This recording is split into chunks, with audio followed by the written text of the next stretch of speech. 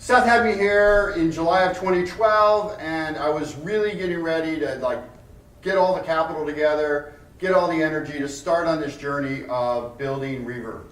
And it was just an idea, it was a vision, but he invited me up here to share my story. Prior to that, I had, what I did is I came up here and I talked about the three things that were really critical in my life that I sort of reflected on at the time. And it was passion, profits, and purpose. And for me, passion has always been the key in everything that I do. I started off out of college as a recording engineer. I pivoted from being a passionate recording engineer that wasn't very good at recording engineering to a software engineer that started a software company in the CRM business in the 90s in the travel industry. I sold that business in 98, and then I shifted to another passion of finance. Actually, before I did that, I think I lost the $2 million I made in my first company trading options. So now I have net worth of zero. And me and a couple partners, we started an online brokerage trying to build a better experience for trading options for retail investors called Options Express. We did that in Chicago, and we had some great success with that. Took it public in 2005 and was ultimately sold to Charles Schwab in 2010. I resigned as a CEO in 2008, and then I wanted to do something completely different, so I bought a guitar store. I bought this guitar store on Lincoln Avenue called Chicago Music Exchange, and I had no idea what it means to run a retail store. I had no idea what it means to buy and sell guitars all day, but I was pretty confident I could figure it out, and through that process, with my passion, focused on profits, and most importantly, having purpose, being really mindful of happiness and success to drive, good outcomes, right? So, but then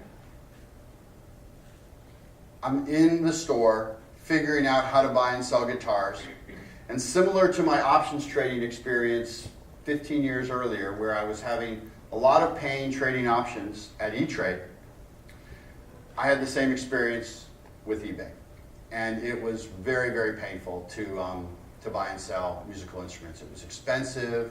The user experience was awful. There was no good curation. So I basically dropped everything in the summer of 2012, and I started to embark on this new vision of Reverb. So let's talk a little bit about Reverb. So Reverb started in 2013. Today, the site will do $400 million in sales. We're 3.5 years old. We'll do $28 million in revenue. We've got 10 million monthly visitors, and we did 90% revenue growth last year, and we'll do 70% revenue growth next year. By 2019, we'll probably be doing $1 billion in sales, and we'll plan to go public in 2020. And this business didn't exist when I was here 3.5 years ago. So how do we do it? I think a lot of people come up here and they talk and they give all sorts of business wisdom. I'm a real hands-on entrepreneur. I don't have a whole lot of mystery to what I do. I'm extremely transparent, and those who have worked with me know that there's not a whole lot of secrets in my life. But what I did is I tried to reflect on, in 4 years, what we did to basically go from an idea to dominating an entire industry and completely disrupting how musical instruments are bought and sold. Not just in the US, but in the world. First thing is, it's pretty basic, is use the product. I use the product every day. Now, all of you are entrepreneurs in some business. How many of you use the product or the company that you work for every day for at least 30 minutes? I think that's the most crucial thing, and it's so overlooked. And when you look at CEOs, I bet you Reed Hastings watches Netflix every day. I know Steve Jobs would use his products every day, but there's a lot of CEOs and a lot of executives that don't use their products every day, and they're completely out of touch with what their customers are experiencing. I go further than that. Not only do I use the product every day to basically keep me connected with my customers, understand where the bugs are, where the performance issues are, creating new ideas, new feature sets come from my use of the product. I then instill that all the employees, all the team members use the product. And when we were in the brokerage business at Options Express, brokerage firms are like, oh, you can't let your employees trade. There's compliance issues with that. I said, screw that. If you're going to work and you're going to relate to our customers at Options Express, you have to trade. You have to use the product. You have to understand what an option is. You have to understand how to buy and sell, and you have to use the product. At Reverb, not everyone that we have 150 employees, they're not all musicians. Around 80% of them are musicians. When you start at Reverb, within 2 weeks, we give you an account. We start a contest. We give you 1,000 Reverb bucks, and around 10 new employees are basically competing to see who can buy and sell more guitar effects pedals in a 6-week period. And the goal is to have $1,000 at the end of the period, and the winner is whoever buys and sells the most. Now, what do we get out of that? We get great, great feedback. People, all of our employees understand our product. If you're in customer service, you're completely empathetic to what the customers are going through. If you're in technology and the dev team, you are thinking of new ways to innovate and enhance the product. So I can't stress this enough. Using the product is crucial. Find great people, right? Obviously, people make a company, right? The idea is interesting. The execution is everything, right?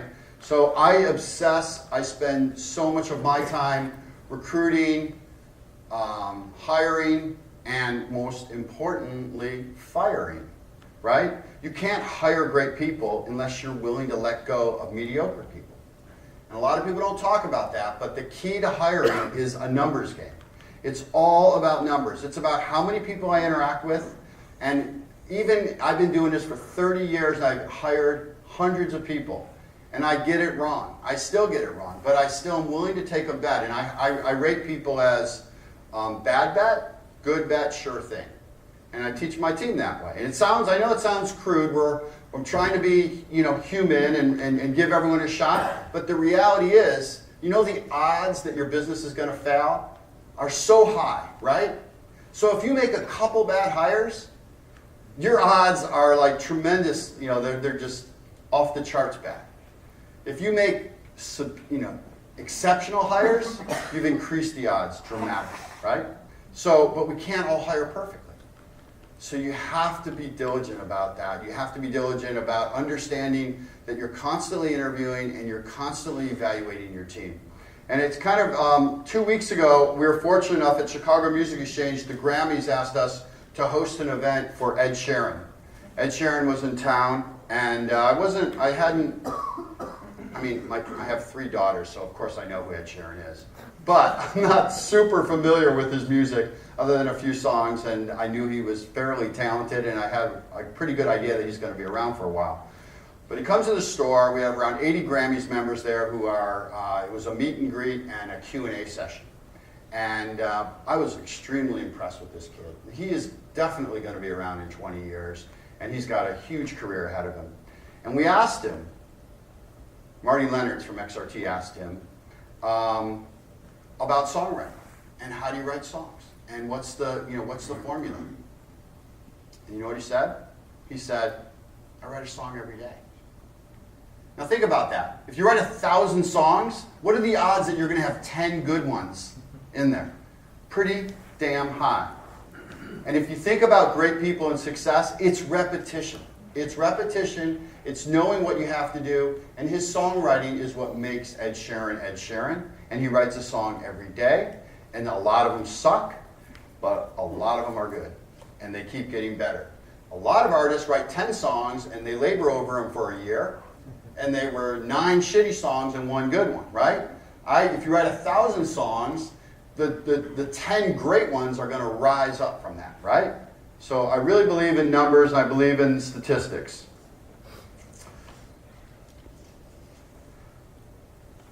After you find great people, you can't just relax and chill and say, oh, they're great, I'm going to do it. You have to push hard. And what I mean by push hard is I'm not a micromanager. I hate micromanaging. But what I love to do is push people outside their comfort zone. And I've developed a few techniques over the years on how to do this. One thing that we do religiously now at Reverb is we have a weekly town hall meeting. And and we have around 150 employees in Chicago, and we all go down into the basement, and it feels like Fight Club down there. We all gather around in a big circle, and every week I make 4 people present. And I mean, people are shitting in their pants. They've never presented to 5 people in a scrum, let alone 150 people. They can talk about whatever they want. I really encourage it to relate their life experiences to work and to something that's inspiring, going to inspire others. But we give them complete freedom to sort of express themselves. And people have come out in tears. People have shared, meditative stories. People have shared work experiences. But the most important thing is, as I've watched people do this for 3.5 years now, the people that have presented multiple times, I see growth. I see confidence. I see people more comfortable talking amongst their peers. I see people basically doing something that was extremely uncomfortable to them, being way more comfortable talking about themselves, being able to articulate their story in ways that they couldn't before. So what I do is, by pushing people, you're taking people outside of their comfort zone and you're taking them to areas where they aren't strong. And that's how you really build and develop your people. The other thing that we do a lot of is, and I've done this for most of my career, is a drive-by culture. I'm very big on metrics and KPIs. But I can't hold all the metrics and KPIs in my head and know exactly what everyone's working on. So I have a culture where it's kind of expected that if you walk by me by the espresso machine or in the hallway, that I'm going to ask you, how many chats did you do today? What was the ratio? How many open tickets do you have? And you better know your shit. And it's not just me that can ask, your colleagues can ask, and everyone can ask. And the whole idea is, if people are thinking about the numbers and people are thinking about their game, everyone's going to raise their game. If you have a culture where just, it's laissez-faire, it's not going to have the same intensity. People really feel that they're pushing themselves because the environment creates that kind of a pressure. So pushing hard is something that we really emphasize at Reverb. Price improvement. Now this is a specific technique to marketplaces, but it applied to Options Express. And I think when you think about disruptive technology, pricing is really important, right? A lot of people look at automation and productivity enhancements and they're driving down cost. Amazon, how do they ship things in 2 days so cost effectively, right? Well, in my space, both at Options Express, when we started in 2000, the industry was trading 2 million options a day, 2 million option contracts a day. And the market makers loved the business because the spread, the bid and the ask, was really, really wide, and they made a lot of money at the end of the day or the end of the year. And then I came along and said, yeah, but if you could improve the market and make it a little bit tighter, there's millions of retail investors that would love to use options, but it's just so unaffordable and so hard to get in and out. And we pushed on the exchanges, and we ultimately got them to trade in nickels and ultimately pennies, and the industry went from trading 2 million contracts a day to 15 million contracts a day over a 7-8 year period. So then, fast forward a few years, I buy a guitar shop. When I buy this guitar shop, all the other dealers in the country, they tell me, when a customer comes in to sell you their guitar, give them 50% of what it's worth. So they come in with a nice, beautiful Martin guitar. I think I could sell it for $1,000. I give them $500. They reluctantly sell me the guitar. I then ask $1,000. Some customer comes into the store, offers me $850 6 months later, and I sell it to them. So in essence, I ended up discounting the guitar. The musician got bare bones for value for their instrument. And I ended up looking at the guitar for 6 months and tied up $500 worth of capital. When I launched Reverb, I realized if I could improve on that, give the musician more money for their instrument, and make their next purchase cheaper, I could actually improve velocity. I could get more people to buy and sell instruments, because no longer was it a dealer-driven market with a wide spread. Dealers don't like it, but musicians like it, and ultimately, more musicians are buying and selling instruments because we've made it more affordable. We've improved the velocity by basically making the bid-ask spread do that. Now, how do we do that? We did that by collecting a lot of data, a lot of price transparency, letting people know what instruments are worth, encouraging not just dealers on our platform. We have 180,000 unique sellers on our platform. It's more of a peer-to-peer marketplace than a dealer marketplace. And all that activity, all that diversity in sellers really drives the pricing tighter. At times, we actually inject our own capital into the marketplace, loan money to people that we know are going to actually bring more affordable instruments to the marketplace, and that's how we've been able to really stimulate our growth. So pricing is a really important thing. The other element of pricing, we have very low fees. If our fees were 10% or 15%, it would stifle the growth. So I made a decision, keep the fees low and focus on building a big pie. Some people decide to keep their fees high and just take a little piece of the pie. I'm focused on low fees, big market, and grow the market. Because I know there's hundreds of billions of dollars worth of instruments all over the world that are sitting in attics and closets because people aren't getting true value out of them. If I can extract true value out of them, more of them will exchange hands on my platform. Remove the pain. I talked a little bit about this at the beginning, but basically, for me, as an entrepreneur, so much of what I do has to do with this passion, this drive. It's really rooted in pain. I felt pain when I traded on E-Trade. I felt pain selling guitars on eBay. But the real pain is when you're a customer and you're in a bad situation and there's no one to help you. And what I realize is we're all hopefully we're mostly talking about building technology businesses. But when I look at a lot of startups and when I look at the big Goliaths in my industry, eBay and Amazon, you look at the bigs and you look at the littles. Most people treat customer service as an afterthought. Oh, I'll get around to it. I'll get around to it after I build, version 1, or we're going to launch an app, and then we'll fill up the customer service desk.